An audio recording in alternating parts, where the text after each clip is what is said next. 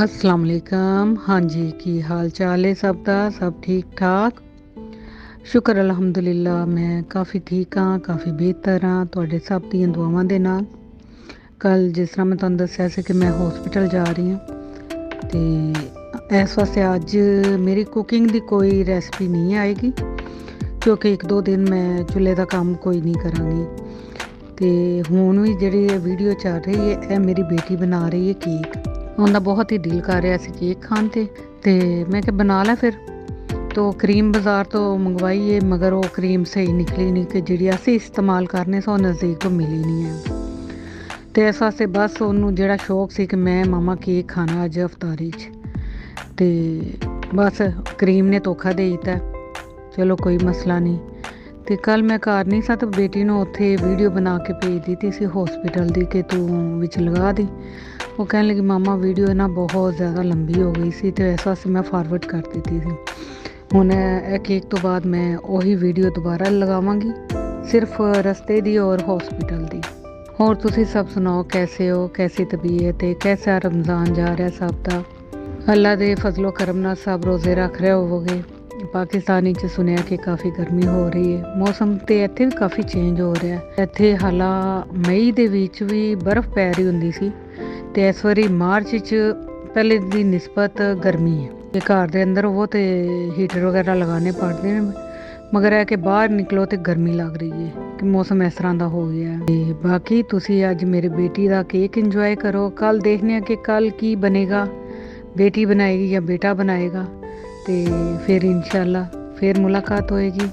हुण मैं तुहानूं अगे हॉस्पिटल वाली रेसिपी और सफ़र रेसिपी कह रही हूँ, हॉस्पिटल का सफ़र दिखानी है थोड़ा जिहा, तो इंशाल्लाह फिर मुलाकात होएगी।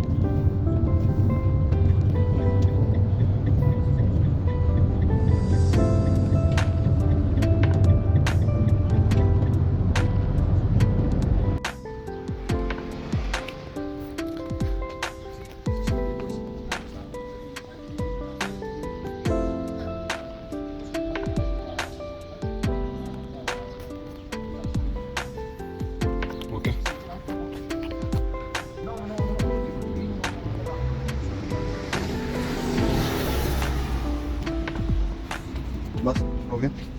हाँ हाँ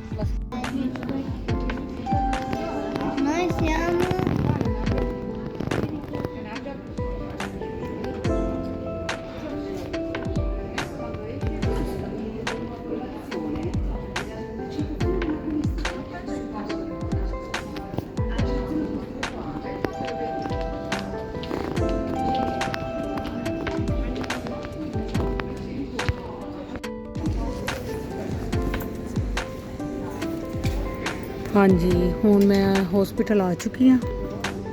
ਇਹ ਹਸਪੀਟਲ ਹੈ, ਇਹ ਮਸ਼ੀਨਾਂ ਵਗੈਰਾ ਨੇ ਕਿ ਅਗਰ ਕਿਸੇ ਨੇ ਕੌਫੀ, ਪਾਣੀ, ਆਈਸਕ੍ਰੀਮ ਕੋਈ ਚੀਜ਼ ਵੀ ਲੈਣੀ ਹੋਏ ਤੇ ਇੱਥੇ ਈਜ਼ੀ ਲੈ ਸਕਦੇ ਨੇ। ਠੀਕ ਹੈ, ਤੇ ਮੈਂ ਇੱਥੇ ਹੁਣ ਤੁਹਾਨੂੰ ਥੋੜ੍ਹਾ ਜਿਹਾ ਦਿਖਾ ਕੇ ਹਸਪੀਟਲ ਸਾਰਾ ਤਾਂ ਨਹੀਂ ਦਿਖਾ ਸਕਦੀ ਕਿਉਂਕਿ ਲੋਕ ਨੇ। ਇਹ ਰਸਤਾ ਜਿਹੜਾ ਅੱਗੇ ਜਾਂਦਾ ਹੈ, ਮੈਂ ਇੱਥੋਂ ਥੋੜ੍ਹਾ ਜਿਹਾ ਤੁਹਾਨੂੰ ਦਿਖਾਉਂਦੀ ਹਾਂ।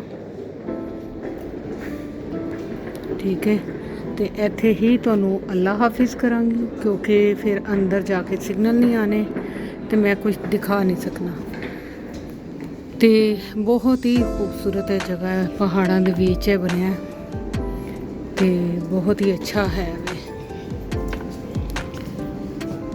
ਤੇ ਬਸ ਦੁਆ ਕਰਨਾ ਕਿ ਜਿਸ ਕੰਮ ਵਾਸਤੇ ਆਈ ਮੇਰਾ ਉਹ ਕੰਮ ਸਹੀ ਸਲਾਮਤ ਹੋ ਜਾਏ ਤੇ ਇਨਸ਼ਾਅੱਲਾ ਮਿਲਾਂਗੇ ਅਗਲੇ ਵਲੋਗ ਵਿੱਚ। ਅੱਲਾ ਹਾਫਿਜ਼।